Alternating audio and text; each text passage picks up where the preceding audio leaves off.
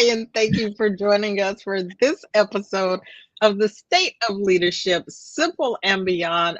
That is Robert Hilliard. This is Whitney Wiley, bad on the tech today. And we are here on Thursdays, 12 noon Pacific, 3 p.m. Eastern, talking all things leadership. And I never claimed to be a tech expert. So I'm just saying. Right? Leadership, some HR things, coaching, not technology. I'm just saying, right? So we are here today. We're going to be talking about retention, employee retention, and the title of our program today is From Turnover to Tenure, Mastering Employee Retention. And we're going to do a two-parter. So we are not going to feel pressured to get through all the material today. And we're going to talk about a number of things. And one of them comes from a report from A Great Place to Work, the organization called A Great Place to Work. And they've done a report called Unlocking the Secrets of Employee Retention. And so we're going to talk about some of the findings that are in that. And this stems from an assignment, actually, that my course had. The students in the course had, where they did a profile on a company that's one of the top companies. It annually rates as one of the top companies to work for. And I thought, they're doing this research and studying this. I'm not going to mention the company and some of the findings or the university, so you don't track down any of the things that the students said. But I'm teaching actually a new course this term, and so it is an undergraduate course in business, and this is one of the assignments that they had. So they did this profile on a company. It's annually rated very high. It's one of the best companies to work for. And I just thought it was an interesting topic for us to talk about. And we talk about various aspects of this week to week, right? And our whole premise is that if you are leading well, it's going to lead to employee retention. Right? That your goal as a leader is to create an environment that your employees are thriving in, that they want to be a part of. And so we're going to talk specifically today, though, about the things that this report said were important. Again, there are things that we've talked about in the past, but we're going to get into it a little bit today and next week. And then I just want to give a heads up, while our episodes are meant to be evergreen, we are actually going to take some time off. We're going to practice what we preach, which is around self-care. And we're going to take the month of August off, and then we'll be back in September to start the next season of the State of Leadership, Simple and Beyond. And we'll unveil what that will look like later. But for now, any opening thoughts on what we're going to be talking about today?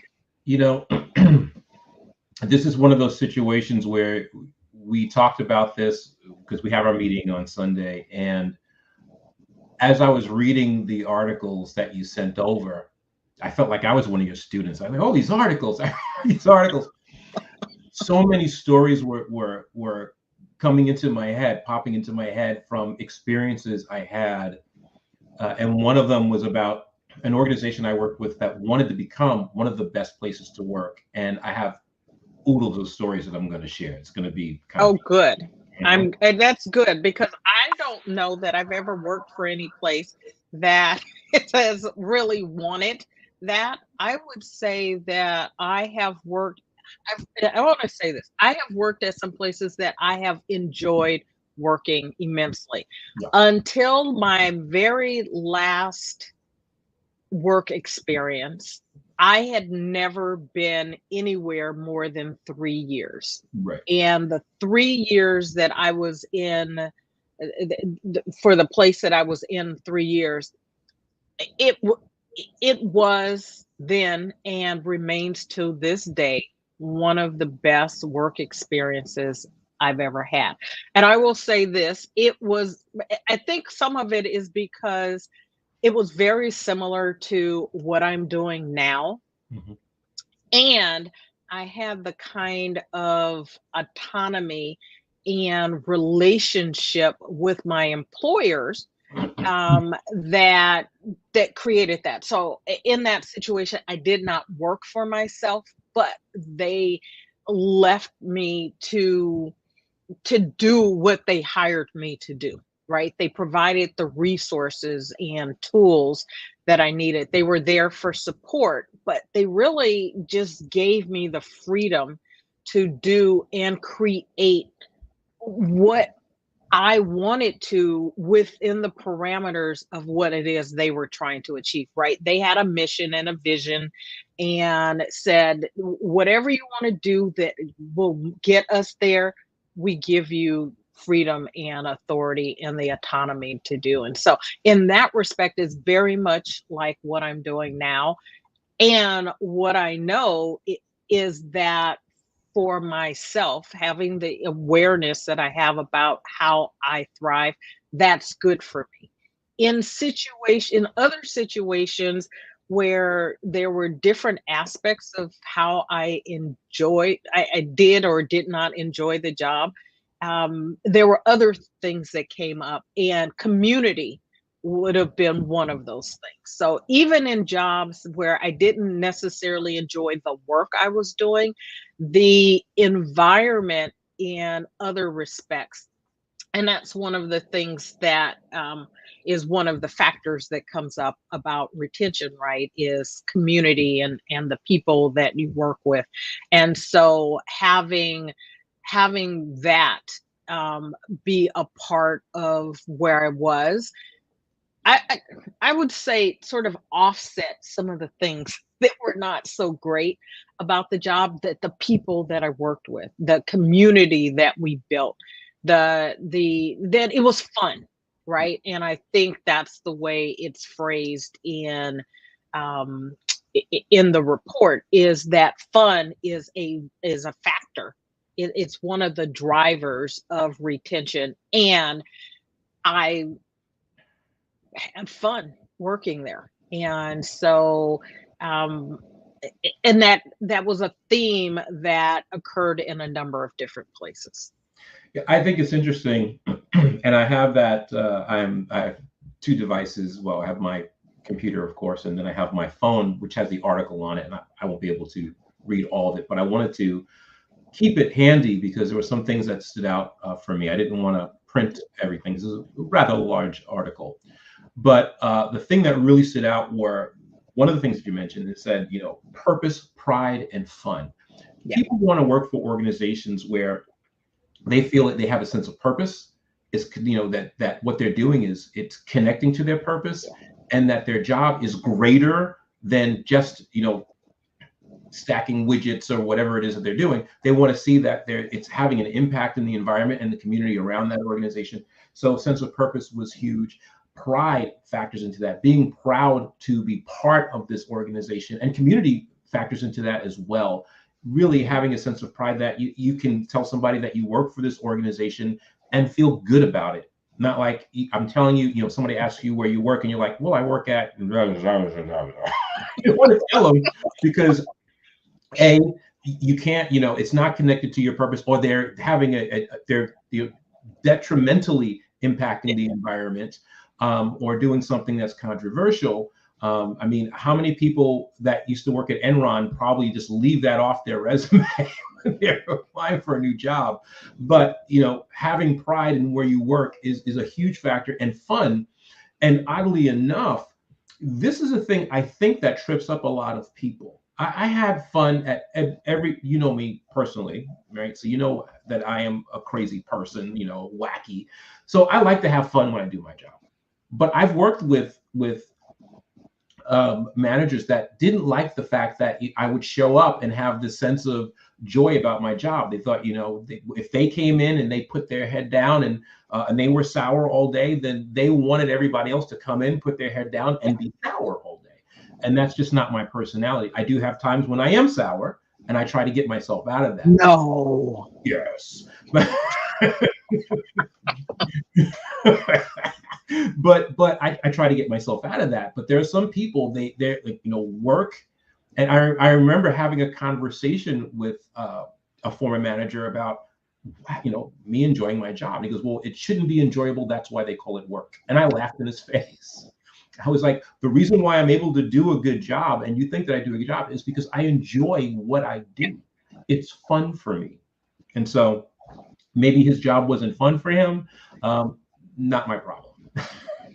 You know, and so you bring up purpose, right? And the three keys were purpose, pride, and fun.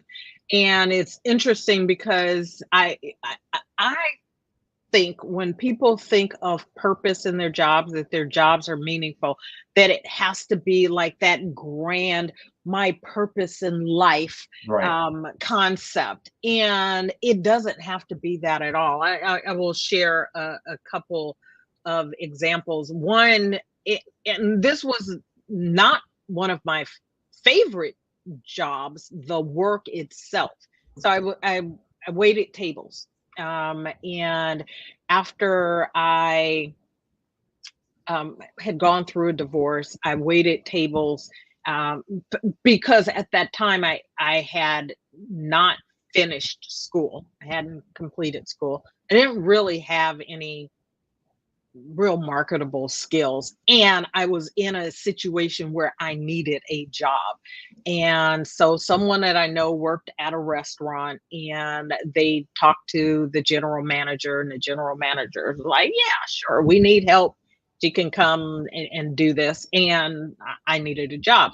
I will say this, that the fact that I walked home with tips every day, had cash in my pocket every day, was a great thing, right? So there, and every job you have, there are different things that are the positives and the negatives. Certainly, one of the positives was that I had money every day. The other thing was that I had, and I was older than most of the wait staff at the time, because I had been, I was just older. I'll leave it like that. Pretty much everyone else was just beyond 21, old enough to serve alcohol. In California, you need to be 21 to serve alcohol. So everyone was just 21. They were in college, and it was their play money, right? That was rent money for me, right? It was the money that I was living on. So I was taking the job a little more seriously than everyone else, which it was a double-edged sword. So the fact that everyone else was sort of lighthearted about the job was the part that made the work fun, right? And so we became a community. Everyone was helping others as it related to, you know, making sure that meals got out and helping each other in that respect. But I was taking it a little more seriously because I was depending on that money for my livelihood at the time. Absolutely. And so that aspect made me and my nature, where I want things to be a particular way. I want them to be exceptional, right? I want excellence from and I expect excellence from myself and other people. Truth be told, found this out later, I'm actually a perfectionist. Shh, don't tell anybody. Yeah, don't tell anybody. A little bit of a perfectionist. And I'm a recovering perfectionist. Yeah. I didn't realize at the time that I was a perfectionist. I just thought I had high standards and exception and whatnot. But through some assessments and other things and some coaching, I found out I'm actually a perfectionist. So it created some problems for me in that job. Sure. But the other parts of why I stayed as long as I did there was because of these three factors, right? Purpose. I had a purpose, one. So the work itself had purpose and meaning for me personally. But it also, I was able to create experiences for people, right? So my work had meaning in that I was able to create experiences for people that I had some semblance of control over, which I think is another part of this, maybe not articulated, but when we have meaningful work and purposeful work, and we are able to have some semblance of control over that, right, it plays into it. So the meaning doesn't necessarily, serving food, right, to people may, or waiting, and let me put it this way, waiting tables may not seem like meaningful work, but if you look at it in a different context, right, it can be meaningful. And then the other story, and I think I've shared this before, I was a member at a church, and I was we were doing some rebranding of volunteering to what they called partners. And so we were creating this program and bringing on new partners to be a part of serving at the church. And I just remember very explicitly having a conversation with the pastor who was over the partner program. And he was talking about the challenge that had been had in finding volunteers or partners to work in the nursery, and that people would push back, and they were like, well, I don't know if I'm made for this. I don't know that I want to be around babies and the youngest of the children. And he reframed it, right? And so we always have an opportunity to reframe things. And he explained it that they're not babysitting, that they're impacting little lives, right? And if you just reframe what you're doing and find something that resonates with you, right, it can make all the difference. And that is one of the things that I think it's important for leaders to do. That's part of your role, right? It's part of your purpose, is to know your employees, understand what's important to them, what their goals are, and then help them make those connections so that they feel like the work that they're doing is meaningful, regardless of what the nature of the work is, from the top to the bottom in your organization, that everyone should feel like the work that they're doing matters to the company, it matters to your clients, your customers, your constituents, and that you're not just the receptionist, right? You are not just someone in the mailroom. What does that mean to the efficient running of the organization? And help them feel like they matter. You could help them feel like they matter regardless of what the title is. And I know I talked for a long time, so. No, it's fine. It's interesting because you bring up so many different things, and one of the things that pops up, we're talking about why this is good to having these things helps retain your talent, but it also helps attract the talent, because you want to make sure that when you're doing this stuff, you're branding your organization in a way that whatever you're doing internally radiates outwardly. And a lot of times when you were talking, I was thinking about how organizations take these things for granted, right? Certainly, I remember I worked in an organization, and we did healthcare. As far as I'll say, I'm not going to look at you smiling already, because you pretty much have heard most of these stories.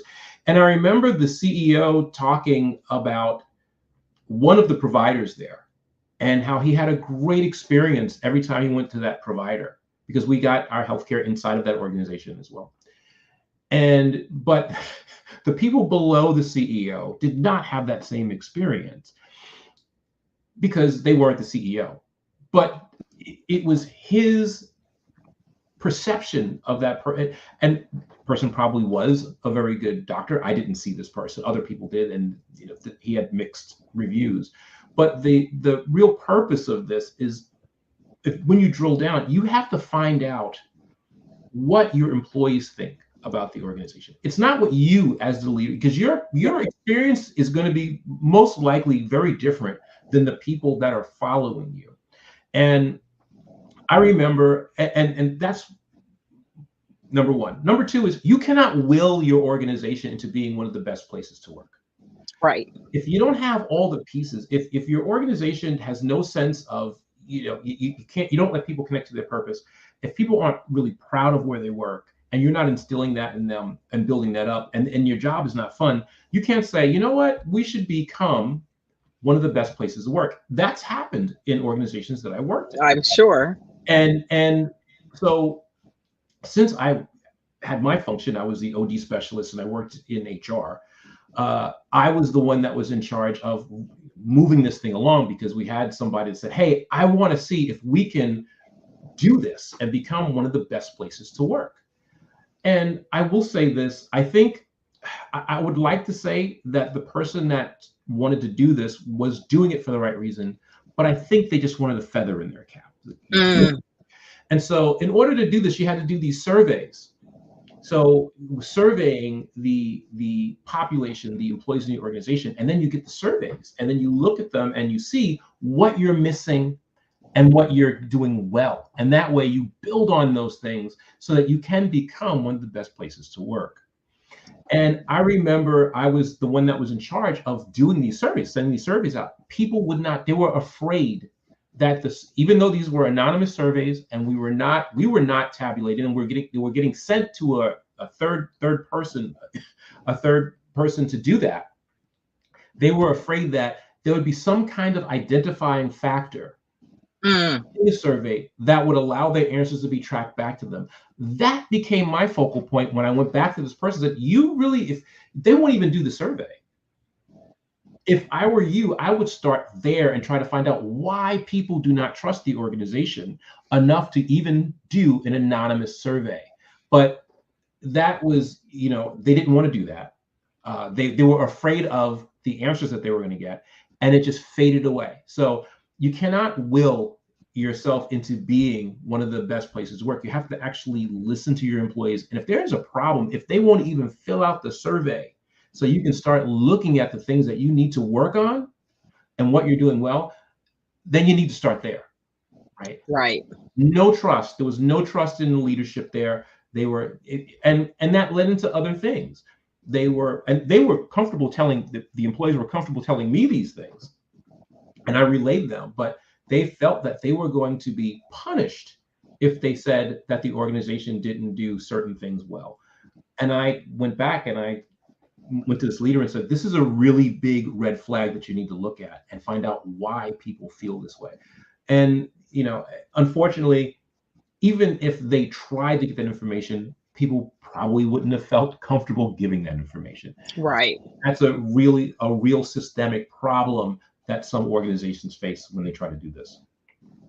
You bring up this concept of trust, and I think a lot of organizations or leaders in organizations would ask the question, what do you mean by trust, or trust what? And so there are a number of things that employees feel that they need to be able to trust, right? That they can share feedback, that they can share confidential feedback, that they won't be retaliated if they say something, that they can offer, that they can be candid in their communications, that that they trust that they will be cared for, valued, right? One of the huge issues in the workforce right now is around mental health, and feeling like you can share, maybe not the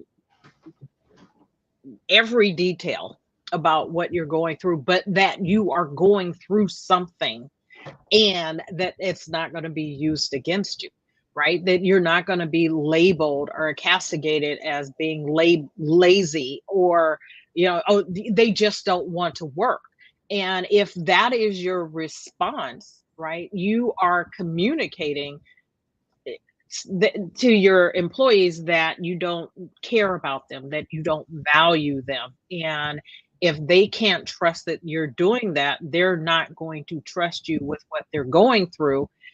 And if they can't get that, then they'll go somewhere else where they can. Right. And I think through one of the lessons, and there are lots of lessons, but certainly one of the lessons that we learned over the course of the last 4 years is that more and more employees feel empowered, wherever this has come from, but they feel empowered to be in alignment with their values. And that may not have been the case in prior generations or prior work time frames, right? Regardless of the generation, but more and more people feel like these are the values that I have. I want to live in alignment with those values. I want to work in alignment with those values. And if I can't, I'm going to take what I have to offer, right? The skills, the talent, my drive, my motivation. I'm going to take all that somewhere else where it will be valued and appreciated. And where this is a sea change, right? We're in a continuing sea change, and it's going to require that there be some adjustments. That old, if they don't like it, they can go work somewhere else. I've worked for those people. They don't like the way we're doing it here, they can go work somewhere else. They can, and they will. But why would you want that if you've got someone who is a good worker? And the point of retention is that turnover is costly, right? And it's like in marketing, acquiring new customers, it is more costly to get new customers than it is to keep your current customers. And it's the same for your workforce. And that means that you need to be in touch with what matters, and be willing to make some adjustments. And what I have seen from employees over the course of my extensive work life, no matter the company, the type of entity. I've worked for government, I've worked for private companies, I've worked for public companies, I've worked for nonprofits, right? And I have sat on boards and commissions and all types of entities. And you want loyalty, you've got to give people a reason to be loyal, right? You have to give them a reason. And if you don't, then they won't. Yeah. And it's one of the, it comes back to something I think that I said earlier. Just because this is one of the best places that you've worked in doesn't make it the best place to work in for other people. And especially like you said with the generations. I was really struck by the article and what it said about what anchors Gen Z to their workplace. And these are things that we've talked about. My work is meaningful. These are questions they asked on surveys. My work is meaningful. And 2.5 times, they will stay more, 2.5 times more. I'm proud of where I work. The younger generations, they want to be proud of where they work, especially when it comes to environmental impact. That's something that Gen Z are really, they're really passionate about. They want to make sure that there's a connection to that. Climate change, that's a big thing that they're worried about. Yeah. What's this other question here? I feel I make an impact at work. We talked about that. I don't think that's limited to just generations, but they really want to make sure that they make an impact. They just don't want to sit there and just, I'm stamping this thing over and over again. It just does nothing for the organization or anybody else. It's just busy work. They want to make sure that they're feeding the mission of the organization. And there's more of it. I won't before you move away from that, I just want to make this point, because this is one of the things that I hear when I'm training employers, the managers who are in these trainings, and their concern about Gen Z is that they want to come in and be at the top. Mm-hmm. And I push back and say, I don't think it's so much that they want to be at the top, but they want to feel like what they're doing matters. And so if you can help them make the connection between what they're doing and how that is having an impact on the organization and the population that you serve, it's not that and they may have aspirations to be CEO or be a manager or, a supervisor, manager, upper manager, leadership directors, whatever the titles are. They may have aspirations for that, but it's not so much that they come in day one and they want to be in charge. They want to feel like they are making a difference, that they're having an impact.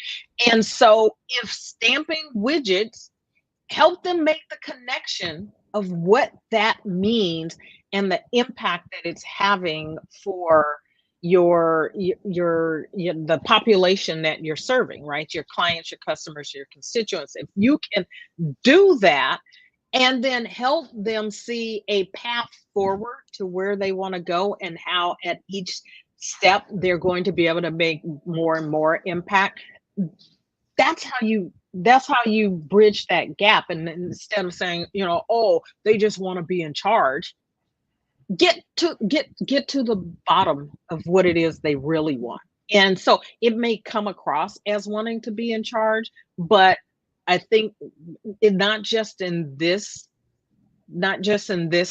report, but others and other articles that we've talked about and read, this is a recurring thing. And look, they may come in and want to be in charge, right? They may. Yes, they may.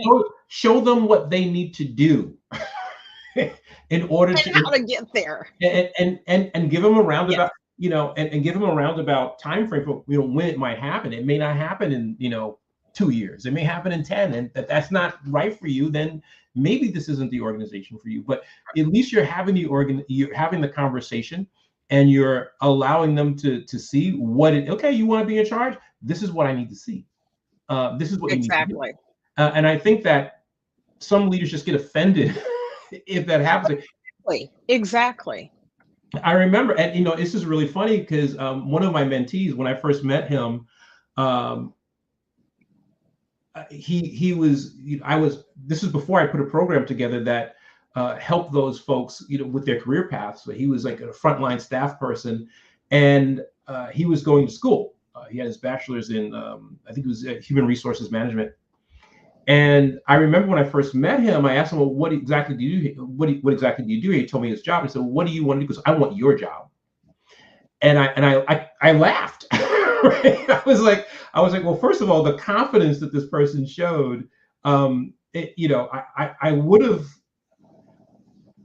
I could see why somebody would be put off by that, but I laughed. I thought it was funny, and I said, "Well, okay, let's see what we could do to help you get to a place where you could have my job." And we actually, this is before he became my mentee. I remember thinking, "Wow, this guy is kind of cocky, and it's kind of funny to me," but he ended up becoming somebody who actually moved up in the organization because he had that drive. And one of the conversations that we had was like, you want to appear a lot humbler, more humble than what you appear sometimes, because other people may have been put off by that. I just thought it was humorous and funny. But, we had the conversation. Why did you say that? Where do you want to go? Here's what you need to do to move in this direction, if that's what you want to do. And he's doing very well now. He's moved to a different company. He's worked with actually for several companies, and he's doing very well in his career. And it was just a question of having that conversation and finding out, why he said that, where he wanted to be, and then telling him, well, here's what you need to do, right? This is how Exactly. this is move you in that direction. And hey, by the Exactly. way, you might not want to say that with every executive you meet. And that's when the real mentor-mentee relationship started. But I did want to say the other thing here. I don't want to read the entire list because I think it's really interesting, and some of the things that we talked about already, but this one struck me. I'm proud of my company's achievements.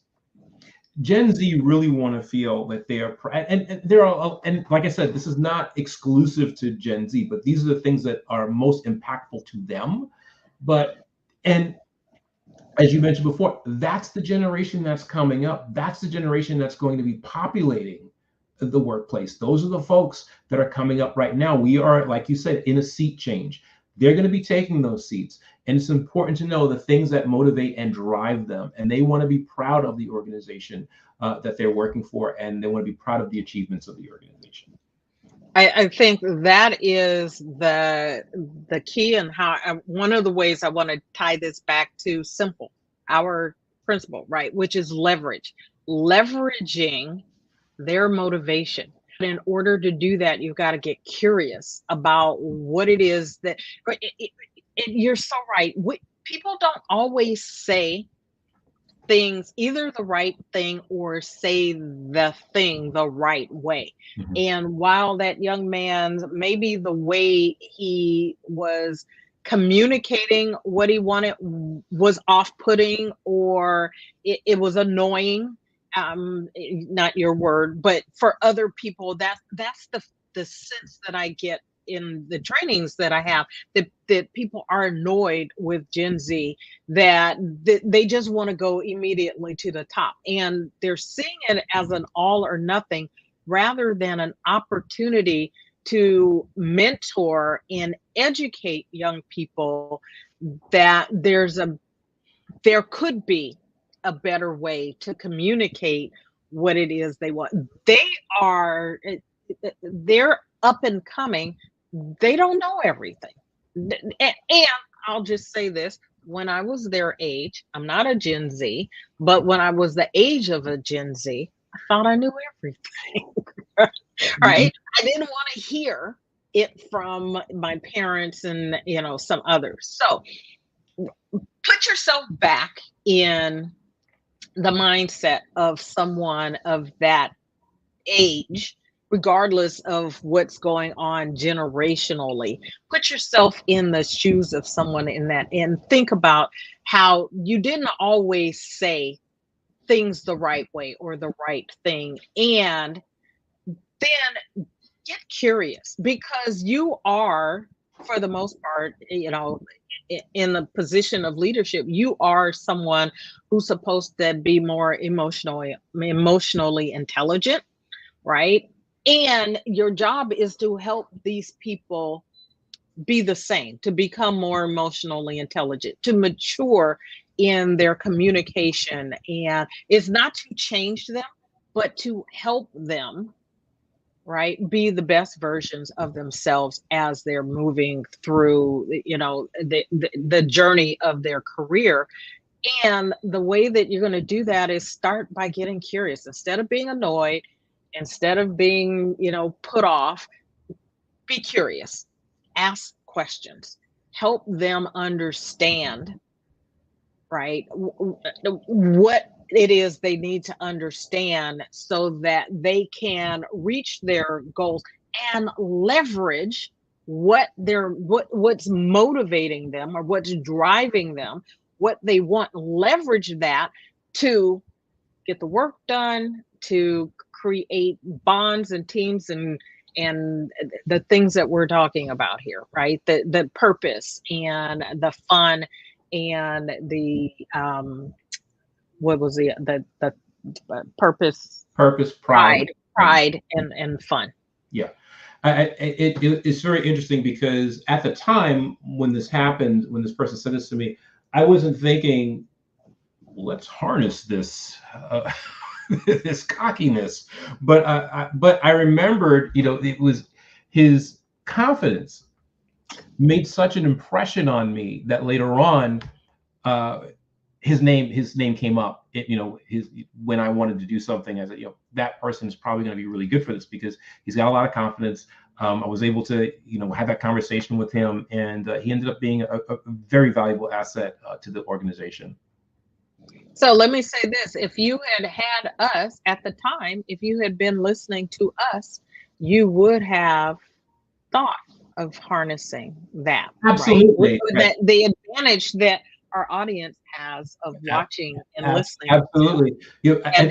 It's funny because at the time I don't think I even knew you. No, this is way before that. I didn't know. Let me think about this. No, I didn't know you at the time. So this is before we met. I was doing things a little bit differently. And I remember, thinking about this, when he said that, I was like, I laughed at it. At first I was a little bit taken aback by it. And I laughed at it. And then I said, yeah, I probably would have said something like that when I was his age too. You couldn't tell me nothing. I knew everything. But as you get older, as I got older, I realized there are volumes and volumes of things that I don't know. And it becomes one of these things where you have to balance things out, where you leverage, like you're saying, the things that drives you, the things you're good at, the things you see in other people. Man, if we had simple back then, I would have been like, oh, this is going to be really easy to plug into and help this person reach their potential. But I didn't have that. I just had to use, my curiosity to unpack what it was that this person wanted to do with their career, and now they're doing it and having a great time. So maybe I may think about getting this person on the show. So now that we're talking about him, that would be awesome. That would be awesome. Bring in the show. So, before we wrap up today, and we did say this was going to be a two-parter, I touched on this concept, and you brought this up, right? That before you can get to retention, you have to recruit. You have to bring people on board. And the reason that retention is so important is because turnover is costly. And just some of the data that comes from the report is that in these, I have a class that I train that is about recruitment and interviewing and onboarding, right? And we don't quite get to the retention piece, but we're talking about the piece of bringing people on and how that process actually sets the company and the new employee, the new hire, up for ultimately retention. And you mentioned brand. What is your company brand? What are your values? What's your vision, your mission?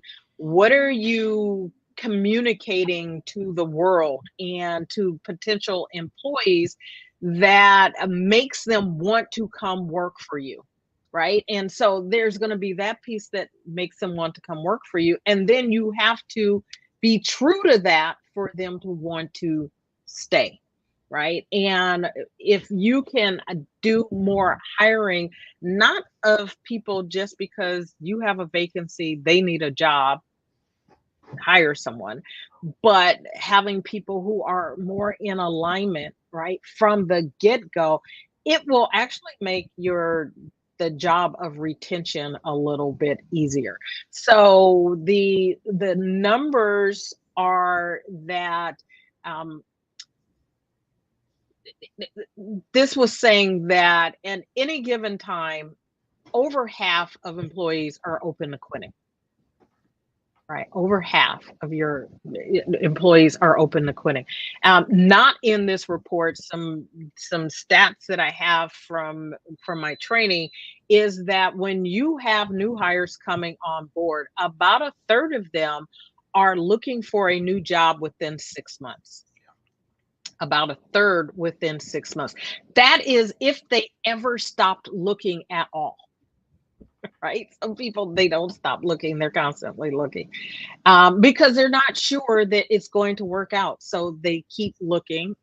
But if they come on and there's a disconnect, there's a mismatch between what they thought they were getting based on what you told them in the recruiting process and the interviews and the onboarding, those early days of working for you, if there's a mismatch, it's going to create a situation where they're going to want to go. And ultimately, what you're looking to do with the purpose, the pride, and the fun is create an emotional connection and bond to the company, the people that they work with. It's a concept called embeddedness. And you create this embeddedness so that people feel like, if I stop working here, I'm going to miss out on something. I'm going to lose something. And so I want to stay here. And next week, we can talk about some of the things that you'll want to do, like in terms of development and other areas that you want to make investments. Because if I can see myself here, right, talking about leverage and tapping into someone's motivation to have your job, if they can see themselves in your organization, you start creating that emotional connection so that they're like, okay, I can plot out a path. And young Gen Z, probably, Gen Y, are looking for opportunities at the next place because they don't see themselves where they are. Right. So if I have to leave here in order to get to the next level, right, to move not just in a ladder for a 1 or 2 and a senior, but to a manager or a senior manager or into a director position, if I have to leave and go to another organization in order to do that, I'm going to do that. If you can help them see a path forward, that's how, not in the same position, right? It's not about keeping them in the same position. It's about the value that they bring, of making assumptions that they are good, productive employees for you, right? That if there's somewhere else that they can go, that they're going to continue to bring that in every position that they're in. Fantastic. Fantastic. Awesome. All right. Well, again, next week we'll continue this conversation. We'll get into some of the specific leadership things that you can do, right? As it relates to you specifically as a leader, what are some of the things that you can do? We talked about the 3 main drivers for employee retention, but you as a leader have a huge part to play in that.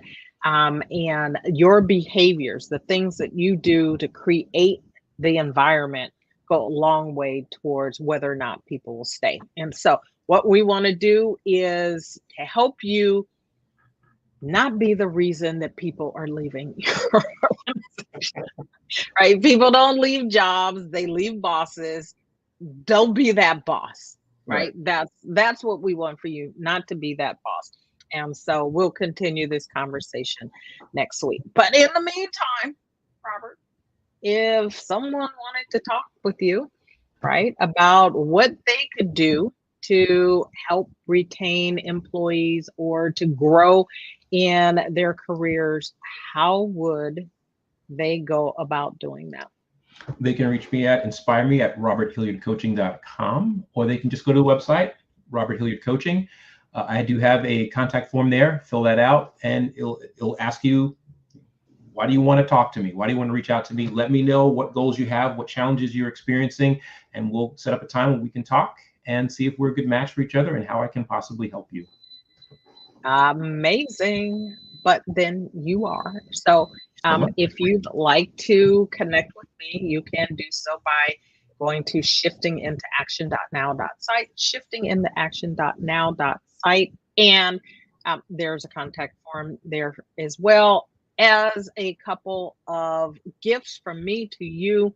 If you'd like to have an ebook that talks about purpose in your work, or being a better boss, balance, those resources are available for you there. So until next time, and we will continue this conversation with part 2 of what you can do to master employee retention. Until next time, take care. bye now.